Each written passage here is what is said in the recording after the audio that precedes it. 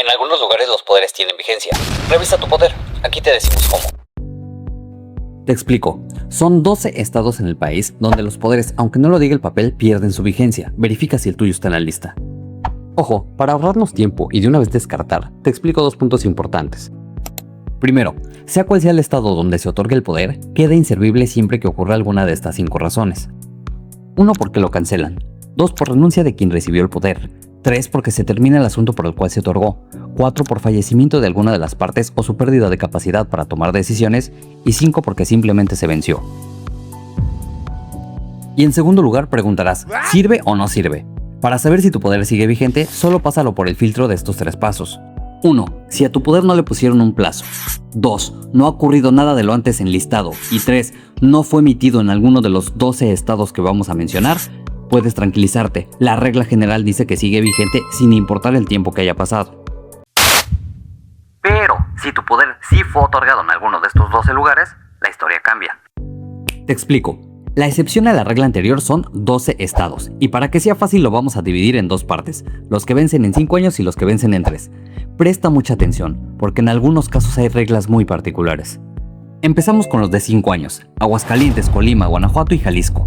Aquí es simple, en estos estados aplica exactamente lo mismo para todos. Por un lado, la persona que otorga el poder puede elegir la vigencia, pero la ley le pone un candado y le dice que esta vigencia no puede ser superior a 5 años. Y por otro lado, hay una excepción importante. ¿Qué pasa si estás en medio de un trámite y termina la vigencia? No te preocupes, la ley blinda esa parte y el poder extiende su vigencia automáticamente hasta que ese trámite llegue a su fin.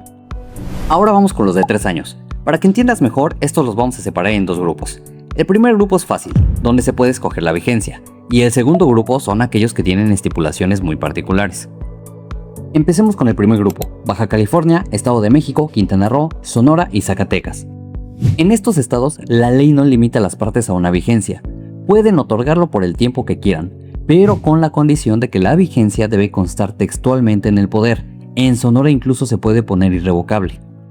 La regla para estos estados es: si no se establece la duración, por ley y sin excepción, el poder vence en 3 años. Ahora vamos con el segundo grupo, los casos particulares, San Luis Potosí, Coahuila y Durango. Empezamos con San Luis Potosí.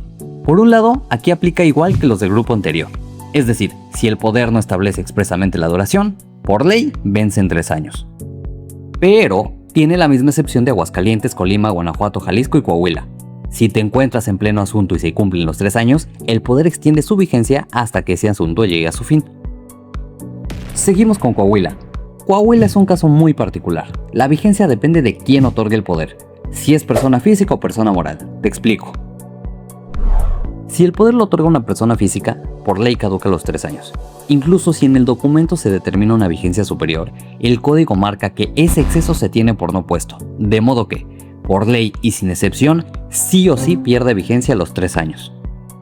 Por otro lado, cuando el poder lo otorga una empresa, no hay límite en la vigencia. Puede otorgarse por el tiempo que sea, con la condición de que el poder debe decir claramente la duración. Si no se establece, el poder caduca en 3 años. Pero, ¿te acuerdas de la excepción de los poderes con vigencia de 5 años? En Coahuila aplica lo mismo. Si te encuentras en pleno asunto y durante su ejecución se cumplen los 3 años, el poder extiende su vigencia hasta que ese trámite llegue a su fin. Y algo más, si el poder se otorgó expresamente con el carácter irrevocable, entonces nunca pierde vigencia. Y por último, Durango. Durango es un caso completamente aparte.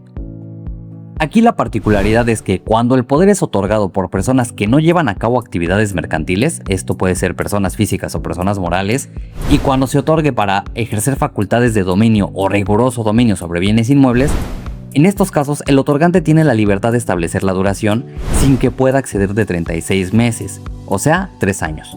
Es decir, los poderes para actos de administración, pleitos y cobranzas o cualquier otra facultad no tienen caducidad. Pero si el poder es otorgado para actos de dominio o riguroso dominio sobre bienes inmuebles, si bien se puede establecer la vigencia de manera libre, no puede pasar de 3 años. Las leyes cambian constantemente. En la descripción te dejo el enlace para consultar esta lista que siempre está actualizada.